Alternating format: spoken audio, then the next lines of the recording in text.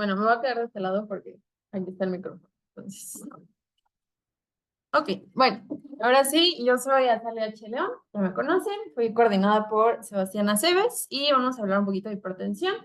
El día de hoy va a ser solo valoración, diagnóstico, un poquito de fisiopato y el día de mañana con el doctor Vélez vamos a ver tratamiento.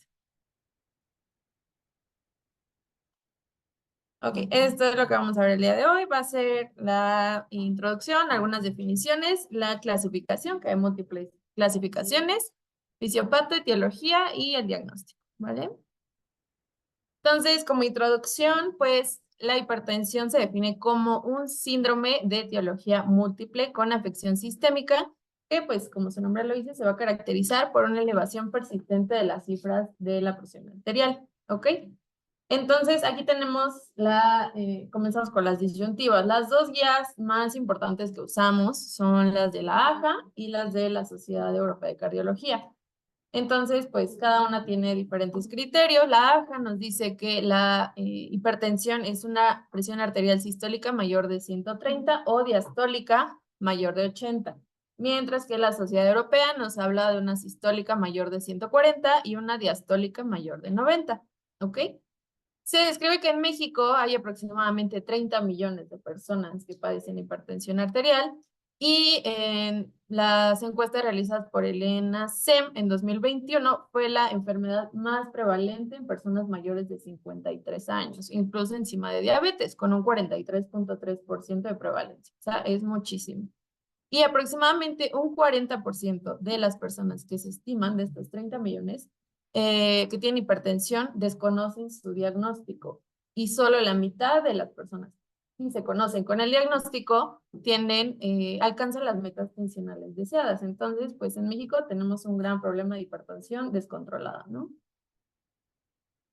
Entonces, pues vamos partiendo con la medición de la presión arterial, ¿ok? Hay diferentes criterios que tenemos que tener en cuenta para tomar una buena cifra de presión arterial y que no se vea afectada por diferentes criterios, ¿ok? Entonces, dice que el número 1, hay que usar los dispositivos electrónicos adecuados o que estén validados.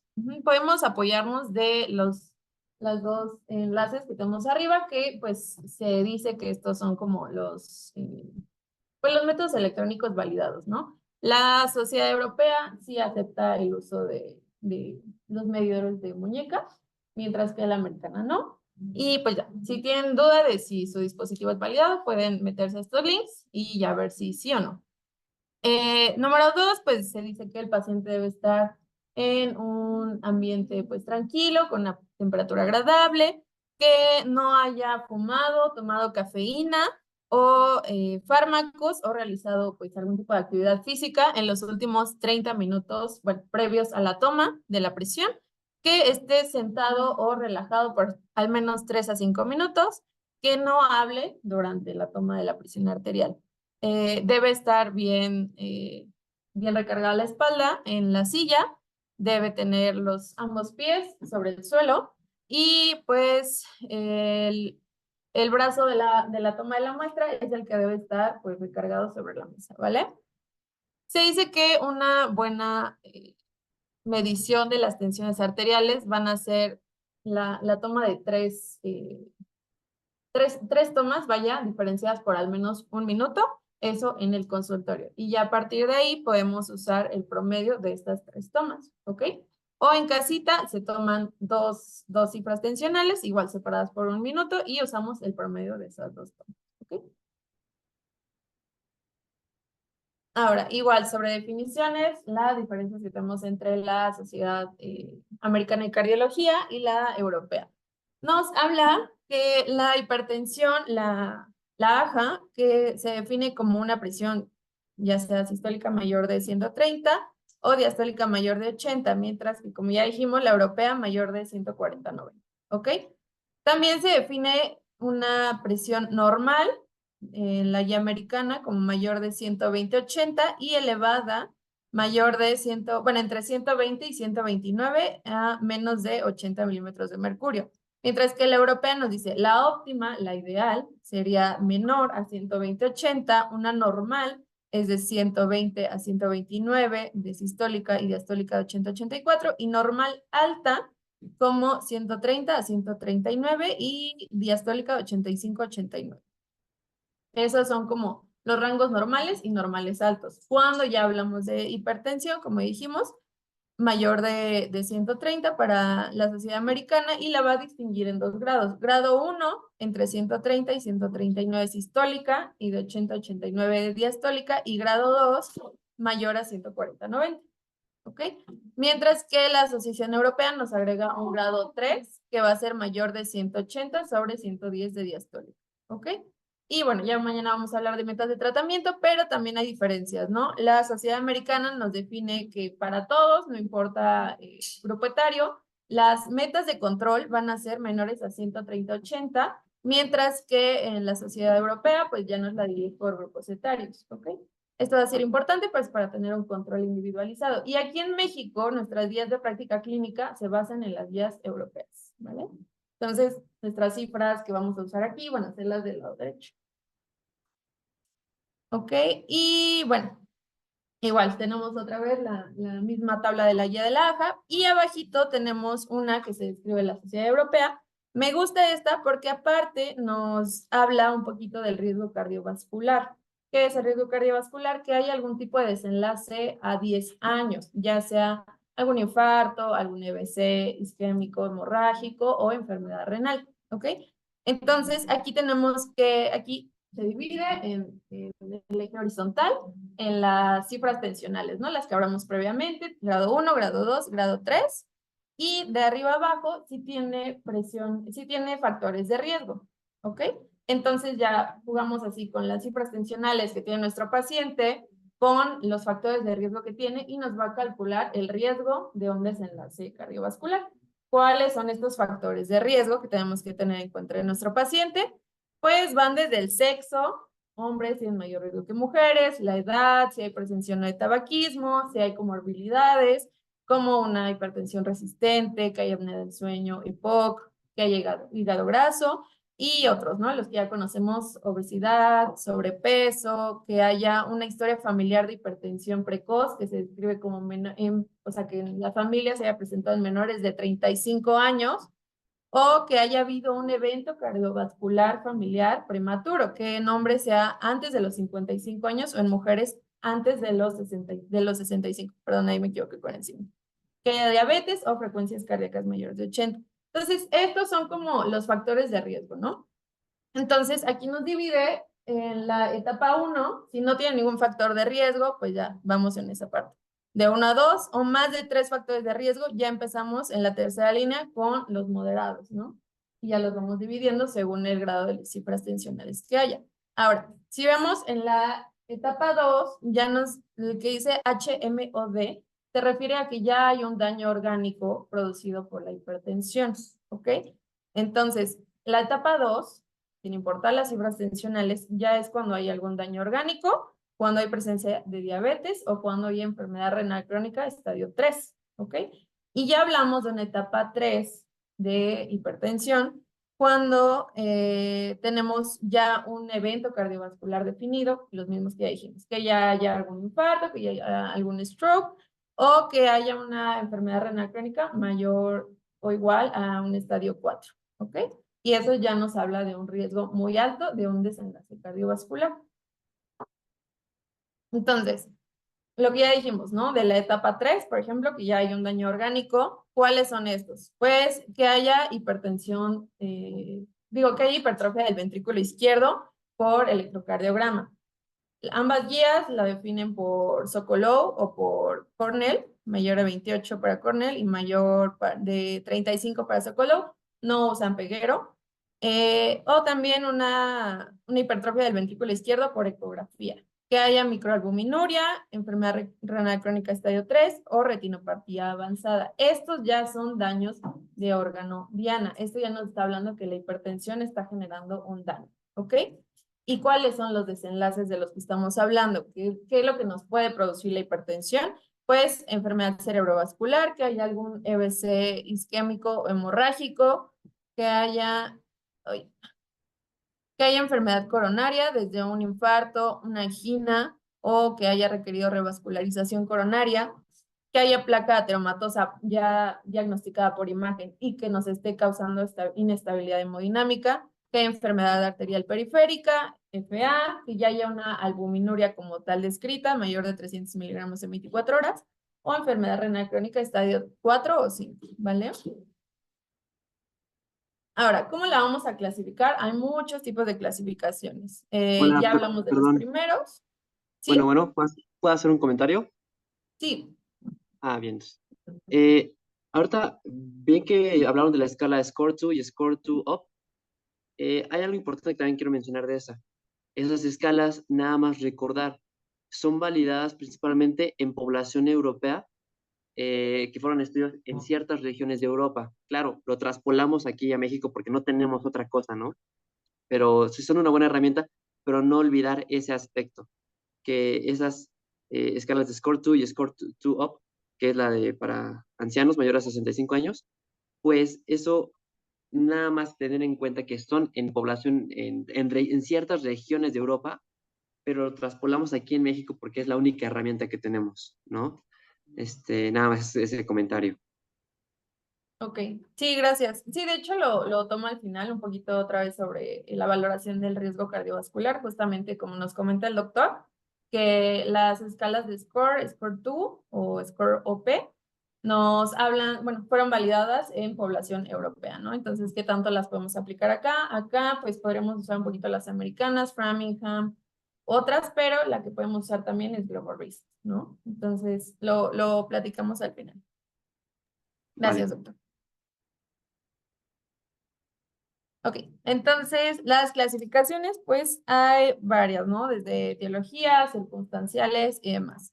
Entonces, primero la vamos a dividir a gran escala de primaria y secundaria. Primaria, como todas las enfermedades primarias o idiopáticas, son aquellas en las que no sabe per se por qué está ocurriendo, es el 95% de los casos, es multifactorial y va a ser por un aumento de las resistencias vasculares y aumento en el gasto cardíaco. Tenemos diferentes factores de riesgo para que produzca esta hipertensión primaria, como edad, mayor riesgo, que haya obesidad o sobrepeso, un consumo de sodio mayor de 3 gramos por día, que haya historia familiar ya de hipertensión. La raza, se describe la raza afroamericana como la que tiene mayor riesgo, consumo excesivo de alcohol y sedentarismo. ¿Ok?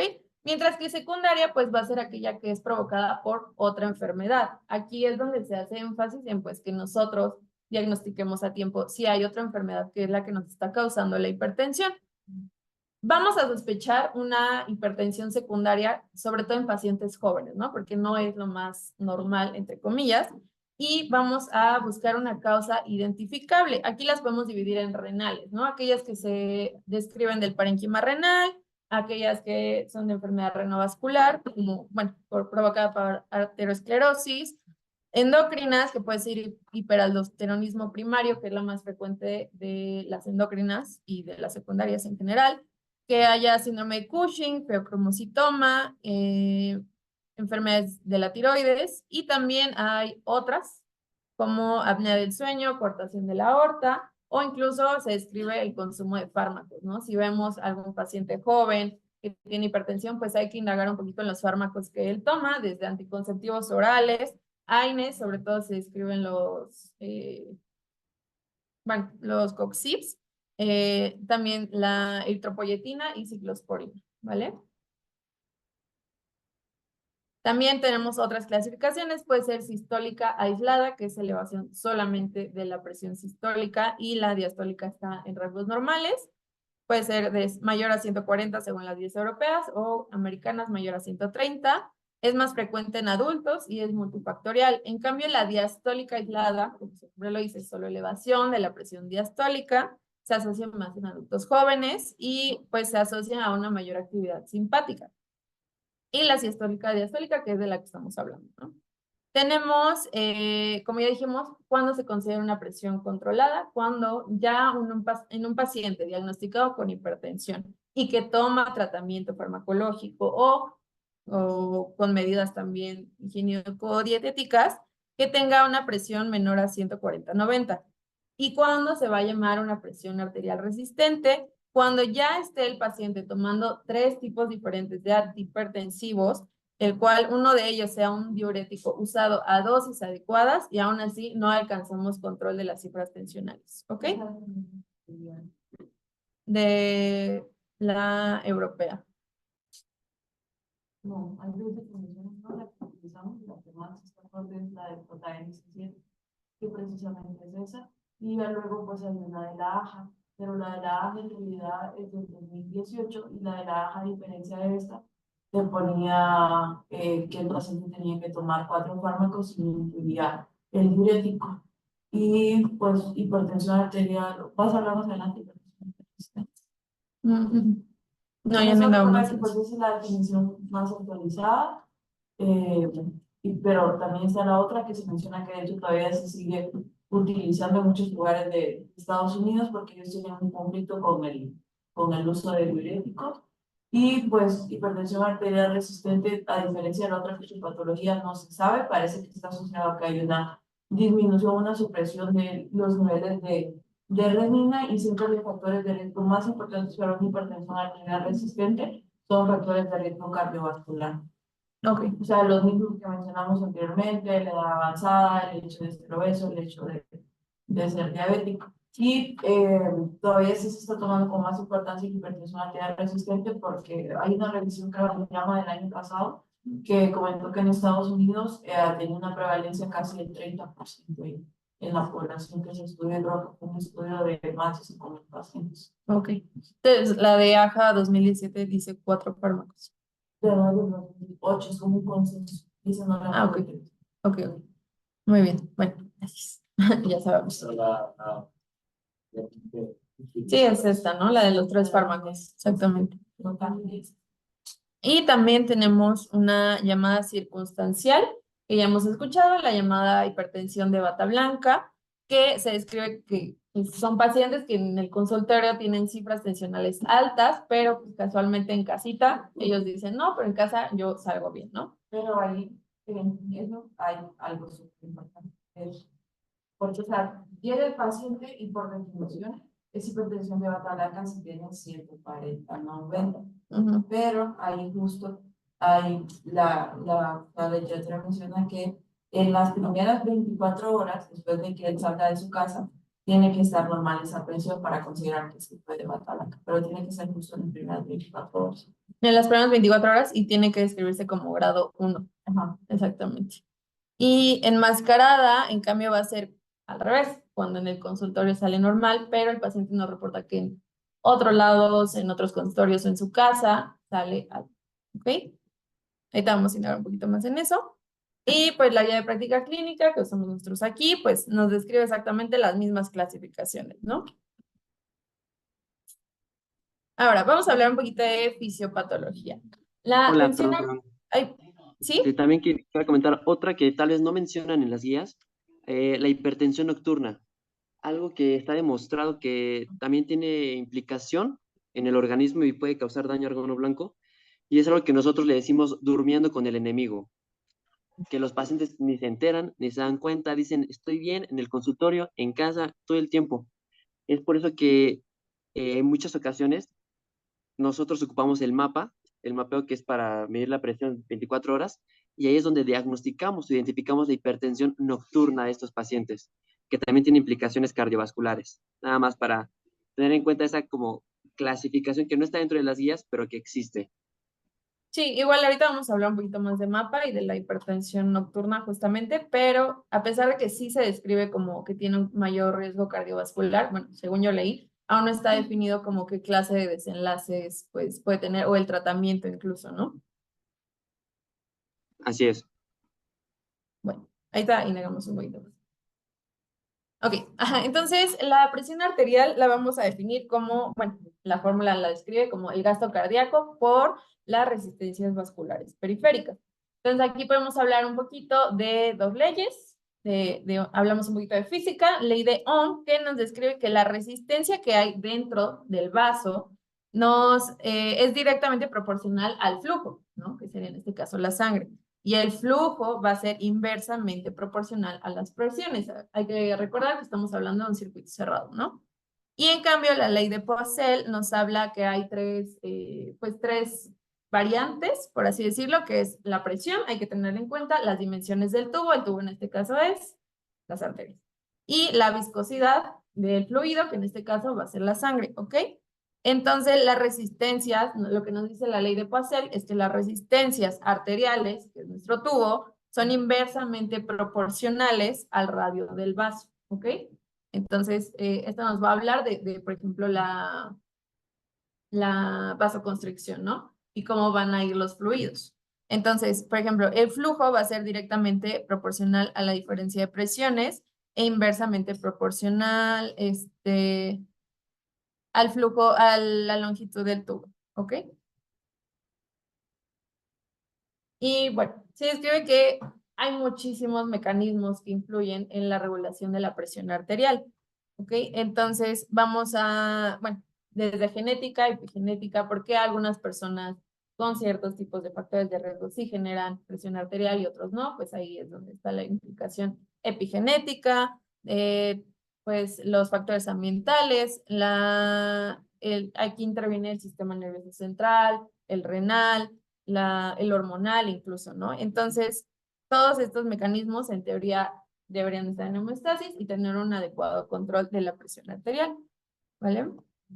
Pero, pues en este caso no. Entonces, ¿cuáles son, por ejemplo, los mecanismos que nos generan una hipertensión arterial? Pues ya lo sabemos, el sistema angiotensina-aldosterona, el sistema nervioso central, las endotelinas, y en cambio, aquellos que están encargados de bajar la presión van a ser las prostaciclinas, el óxido nítrico, que es un vasodilatador, ¿qué más? Y los péptidos natriuréticos, ¿vale? Entonces, las resistencias vasculares periféricas está descrito que nos van a depender de la estructura de nuestro vaso y de la función vascular, de qué tan vasodilatado o vasoconstriñido está nuestro vaso, ¿no? Y a su vez van a depender de la rigidez de la pared arterial y del diámetro, ¿ok? Entonces, pues ya sabemos, el sistema angiotensina aldosterona se activa y entonces, ¿qué es lo que provoca? Va a provocar en teoría, nos debería, bueno, si hay una adecuada homeostasis, nos va a provocar natriuresis. Si se activa además el sistema, va a haber reabsorción de sodio y va a haber excreción de potasio, ¿ok? Esto por activación de la aldosterona. En cambio, la angiotensina, que actúa en los receptores ATR del endotelio, pues nos va a generar la vasoconstricción. Como ya dijimos, los péptidos natriuréticos se encargan, como su nombre lo dice, de excretar sodio, ¿ok? Entonces, este es el que nos ayuda a regular la presión y la baja, ¿vale? El endotelio, pues va a actuar, el óxido nítrico, como ya dijimos, es el que está encargado de vasodilatar, pero en este caso, por ejemplo, por medio de la endotelina 1, que se describe que tiene hasta 10 veces el efecto que tiene la angiotensina, pues nos va a generar vasoconstricción, ¿vale? Y a nivel del sistema nervioso central, pues igual va a haber producción de catecolaminas, va a haber una actividad simpática y esto también nos va a producir una reabsorción de sodio, ¿vale? Y también se describe que la inflamación sistémica nos produce también un aumento de la presión arterial, ¿vale? Muy bien, entonces, bueno, ya habíamos hablado previamente de las causas de hipertensión arterial secundaria y podemos sospechar estas también por los grupos etarios que hay. Por ejemplo, la coartación de aorta se requiere que puede ser desde congénita hasta menores de 13 años, que es su edad pico. Entonces lo podemos sospechar en pacientes de este grupo etario que tienen hipertensión. Las enfermedades del parénquima renal, pues se describen en cualquier etapa de la vida, o las asociadas a aterosclerosis renal, pues ya son más en adultos mayores, ¿no? Ahora, hablando un poquito de las secundarias, pues justo, ¿cómo sospechamos una enfermedad aterosclerótica renovascular? Pues en la exploración física vamos a tener que es una hipertensión resistente, como ya lo habíamos hablado, que va además a alterarnos un poquito la función renal, o incluso puede presentarse como una lesión renal aguda. Vamos a tener aterosclerosis generalizada, ¿ok? Entonces, para diagnosticar esta, pues podemos hacer un ultrasonido dúplex renal para identificar a qué nivel está la aterosclerosis. El fenotipo de hipertensión que tiene es que es una hipertensión resistente, como ya dijimos, y que no causa descensos. Vaya. Bueno, para la displasia fibromuscular, tiene una prevalencia baja de 1 a 6% y también la vamos a ver como un fenotipo igual, que va a ser resistente, hipertensión resistente, sobre todo matutina, y el test que vamos a utilizar puede ser una angioTAC o una resonancia, ¿vale?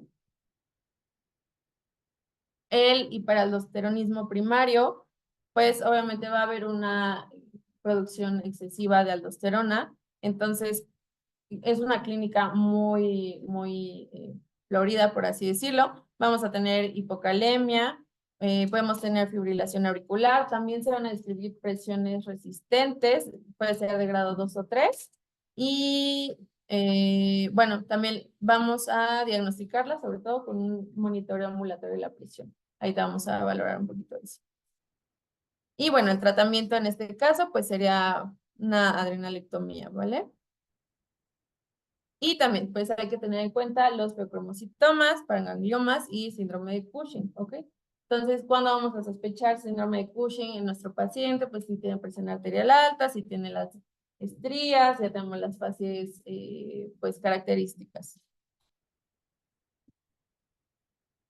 Y bueno, aquí les dejo un cuadrito por si lo quieren ver después sobre los patrones. Los patrones de hipertensión se describe justo. Cada tipo de enfermedad tiene un patrón diferente, ¿no? Y vamos a encontrar, ¿cómo decirlo? Funciones diferentes. Por ejemplo, en la coartación aorta vamos a encontrar obviamente una hipertrofia del ventrículo izquierdo, ¿no? De una forma más notoria que en cambio otros tipos de hipertensiones secundarias. La función diastólica va a estar un poquito más disminuida y bueno, aquí varía un poquito. Se los dejo por aquí.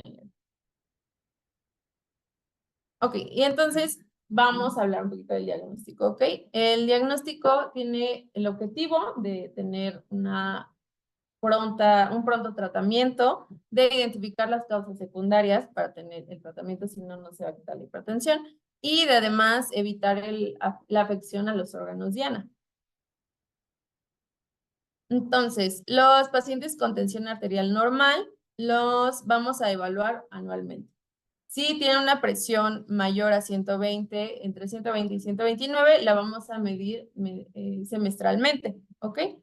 Y en cambio, ya vamos aquí a empezar a diagnosticarlo. No se puede diagnosticar con una sola toma, ya lo sabemos, entonces tenemos que diagnosticarlo con varios.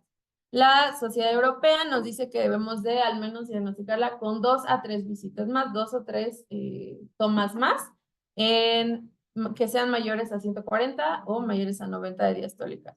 Y con una sola cifra que sea mayor a 180, 110, ya se puede diagnosticar. La guía americana, en cambio, nos dice, bueno, parecido que se necesitan de 2 a 3 mediciones en visitas separadas de 1 a 4 semanas, según el grado de hipertensión que tenga nuestro paciente. Ambas nos dicen que se debe medir en ambos brazos, separadas 1 minuto, y ya. Ahora, lo que hablamos un poquito, ¿cuándo vamos a usar el mapa o el monitoreo en casa de la presión? Pues este nos apoya el diagnóstico, sobre todo cuando queremos identificar los fenotipos, o sea, cómo va variando a lo largo del día nuestra presión arterial, para generar un promedio de las presiones, para tener un control y un seguimiento, y pues también para descartar las que ya dijimos, hipertensión de bata blanca o en masa, ¿vale? Entonces, hay indicaciones específicas. Por ejemplo, para diagnosticar la hipertensión, pues el monitoreo ambulatorio en teoría sería la elección, ¿vale? Y el monitoreo en casa, pues es como una alternativa, no se describe como el de elección. En cambio, para un seguimiento a largo plazo, pues obviamente va a ser un poquito incómodo tener un monitoreo ambulatorio de la presión arterial. Entonces, es más cómodo pues tener un monitoreo en casa, ¿no? Y justamente como hablamos, en la hipertensión arterial nocturna, pues nos va a servir mucho el monitoreo ambulatorio porque pues es el de elección, sin embargo, pues va a ser incómodo para el usuario, ¿no? Detectarlo de esta forma y no está descrito que usemos un monitoreo, pues el descrito como en casa, porque pues no está recomendado. Sin embargo, pues no está, a pesar de que se describe que la hipertensión nocturna sí tiene, como ya dijimos, un mayor factor de riesgo cardiovascular, pues aún no está descrito como cuál es el abordaje que debemos tener, el tratamiento y demás. Entonces, hay indicaciones precisas para el uso del monitor ambulatorio de la presión arterial. Por ejemplo, si tenemos la sospecha de hipertensión de bata blanca o enmascarada, que ya dijimos debe ser solo en grado 1, que haya pacientes en tratamiento para evaluarlos durante 24 horas con el monitoreo ambulatorio de la presión arterial en pacientes de alto riesgo para confirmar hipertensión resistente y para identificar los síntomas relacionados con hipotensión. Si tenemos un paciente geriátrico que nos refiere a algunos síntomas de hipotensión, pues tenemos que monitorizarlo en casa, ¿no? Si sospechamos hipotensión postural o postprandial también, un monitoreo ambulatorio en casos de embarazo y, como dijimos, para seguimiento, ¿vale? Entonces, el mapa tiene una mayor potencia de diagnóstico y pronóstico, pero pues es caro, es poco accesible, entonces por eso se prefiere el monitoreo pues en casa, que es con los mecanismos que ya sabemos, ¿no? El Bauma que usamos en casita, el electrónico. Ok, entonces ya tenemos nuestro paciente, ya tiene sus cifras tensionales, está haciendo su registro. Ahora, ¿qué es lo que nosotros tenemos que evaluar? Tenemos que hacer una historia clínica completa dirigida hacia el tiempo de evolución de la hipertensión, si es que presenta o no algún síntoma, si tuvo algún antecedente de preeclampsia y si él ya refería a usar algún medicamento, pues la adherencia que tuviera. Los factores de riesgo, ya hablamos muchísimo de los factores de riesgo cardiovascular, si tiene enfermedades ya prescritas cardiovasculares, renales, si hay obesidad, tabaquismo o los antecedentes familiares que ya mencionamos. Si tenemos la posibilidad de alguna hipertensión secundaria, sobre todo, como ya dijimos, en menores de 40 años o 35, si tiene antecedente de enfermedades renales urinarias, y pues ya los highlights que tiene cada una de las enfermedades, por ejemplo, cromocitomas, si el paciente presenta dolor de cabeza, diaforesis y palpitaciones, si hay hipocalemia o debilidad muscular, pues podemos sospechar un poquito más de hiperaldosteronismo o alguna enfermedad tiroidea. Y nuevamente hay que cuestionar los fármacos que nuestro paciente toma, ¿no? Ya dijimos AINES, inhibidores de la COX-2, sustancias de abuso, es muy frecuente en pacientes jóvenes, uso de esteroides, inmunosupresores. Ahora, ¿qué es lo que vamos a hacer si tenemos la sospecha de nuestra hipertensión de bata blanca o enmascarada? Entonces, ya dijimos, es una presión arterial que es mayor a 130/80, pero menor a 160/100. Entonces, si después de 3 meses con ya modificaciones del estilo de vida de nuestro paciente y sospechamos ya pues la hipertensión de bata blanca, tiene que ser menor a 130/80, ¿ok? Entonces, si es menor, pues se describe la hipertensión de bata blanca y seguimos simplemente con modificaciones del estilo de vida. Si es mayor a 130/80, entonces, ¿qué nos habla? De hipertensión, ¿vale? Y entonces ya tenemos que iniciar por el tratamiento farmacológico y demás. Ahora, si sospechamos hipertensión enmascarada, es pues lo mismo, simplemente si es mayor de 130/80, pues nos habla de hipertensión enmascarada, igual hay que hacer cambios en el estilo de vida, o si es mayor a 180, menor a 130/80, pues entonces simplemente es una elevación pues normal, ¿vale? Ahora, tenemos que hacer una exploración física dirigida, hay que ver el peso y la circunferencia abdominal, porque ya dijimos que son factores de riesgo cardiovascular. Hay que buscar los signos de afección a órgano diana. ¿Se acuerdan cuáles son pues ya cuando hablamos de una afección a órgano diana?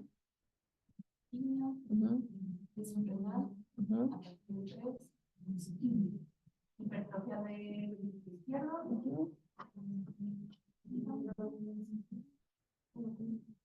Ok.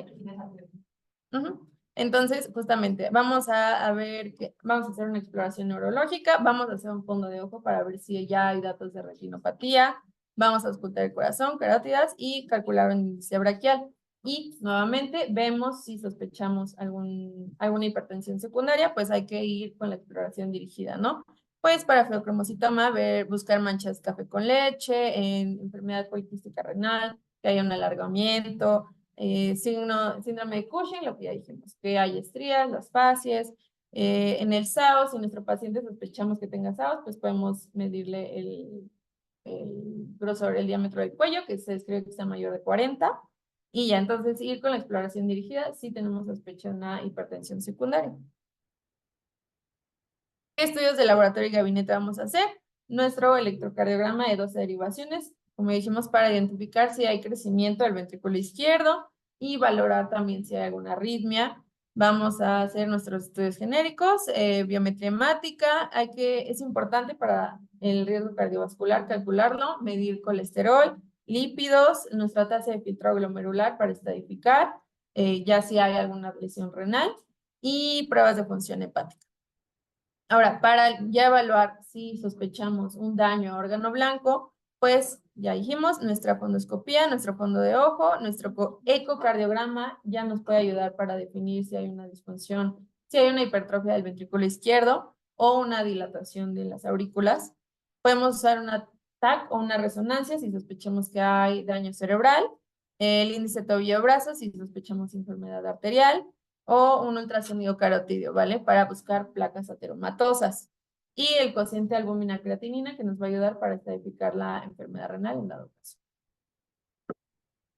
Entonces, nuevamente, aquí está, énfasis en nuestros daños a órgano blanco para que no se nos olviden. Y cuáles son los desenlaces que vamos a tener, ¿no? De un lado, qué es lo que nos está produciendo la hipertensión y del lado derecho, los desenlaces que vamos a tener si no tenemos un control óptimo, ¿vale? Hola, ¿puedo hacer otro comentario? Sí. Ah, igual, es justo esta imagen, es la que viene en la guía de 2023. Bueno, un poco diferente, pero justo vienen esos scores de, bueno, las clasificaciones de Sokolov, Cornell. Yo les recomendaría que usen la de Peguero-Lopresti. No viene, pero sabemos que es más específica que estas dos. Entonces, el usarlas, la de Peguero-Lopresti, podrá darles un dato más específico de hipertrofia del ventrículo izquierdo. Claro, hablando del electrocardiograma, lo ideal sería hacerle un eco, donde también podemos ver disfunción sistólica, disfunción diastólica, que también son datos de daño a órgano blanco, ¿no? Pero nada más ahí para agregar, yo agregaría el Peguero-Lopresti dentro de los scores de hipertrofia del ventrículo izquierdo. Sí, claro. O sea, en ambas guías está escrito por Cornell, ya sea en hombres mayor a 28, mujeres mayor de 20 y Sokolov mayor de 35, pero pues ya sabemos que Peguero tiene exactamente mayor sensibilidad y especificidad para Exacto. detectar el crecimiento, bueno, sí, el crecimiento del ventrículo izquierdo, ¿vale? Entonces, sí, como comenta el doctor, pues puede ser útil. Muy bien. Y bueno, también ya estamos notando que hay un daño a nivel renal cuando notamos una microalbuminuria y ya es establecida la enfermedad renal producida por una hipertensión cuando ya es una albuminuria per se mayor a 300, ¿vale? Y pues ya, esto ya lo habíamos hablado, ¿no? Enfermedad renal crónica es un daño a órgano blanco cuando es estadio 3 y ya es un desenlace cardiovascular cuando es entre 5, 4 y 5 el estadio. De las complicaciones, que es lo mismo que hemos estado hablando, cuando ya hay un síndrome isquémico coronario, cuando se produce insuficiencia cardíaca, puede ser causada por la misma hipertrofia del ventrículo izquierdo, si hay algún EC isquémico hemorrágico, enfermedad renal crónica, que es lo que hemos estado hablando, o incluso arritmias, porque obviamente va a haber una remodelación cardíaca. Entonces, ¿qué es lo que vamos a hacer? Ya identificamos a nuestro paciente que tiene la hipertensión, ya sabemos, ya la diagnosticamos, ya hizo su monitoreo domiciliario de la presión ambulatoria, o sea, ya lo definimos tal cual, ya sabemos en qué grado está, ¿no? Ahora tenemos que definir su riesgo cardiovascular. ¿Para qué nos sirve esto? Pues para individualizar el tratamiento y además identificar, pues, nuestro paciente, si se acuerdan, como en el primer cuadro, en donde está, ¿vale? Y entonces pues ya ahí podemos incidir en su riesgo de mortalidad.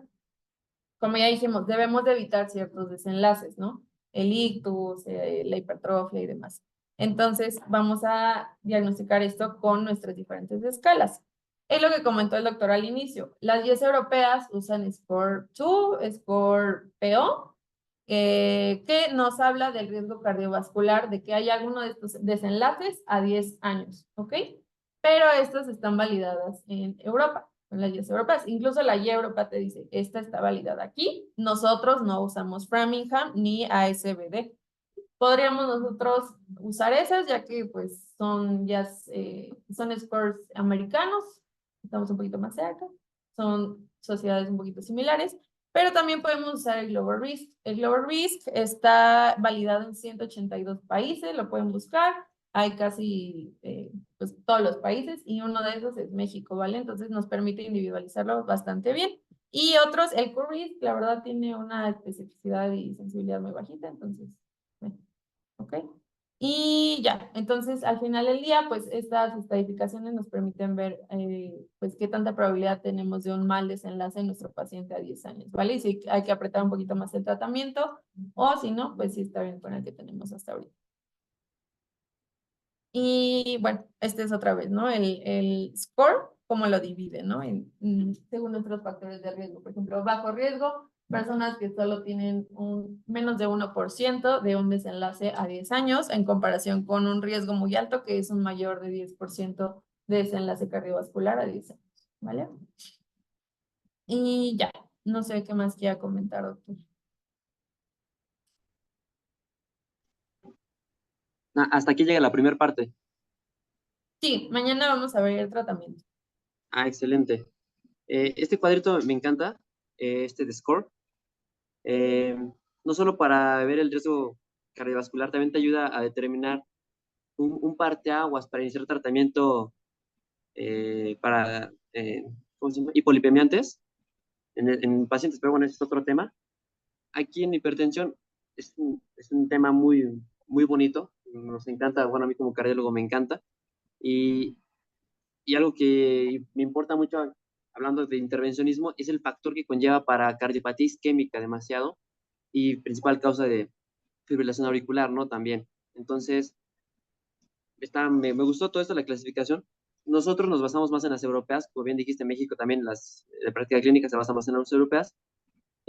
Me parecen mejor diseñadas en mi opinión y son muy completas. La verdad es que me gusta mucho. Esta guía que usaste de la 2023 de la Sociedad Europea de Hipertensión es justo la que usamos y viene muy completa.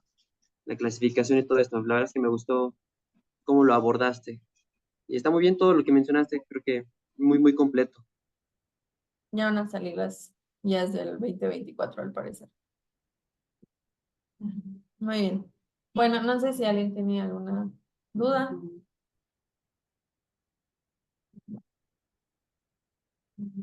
Bueno, pues eso sería todo.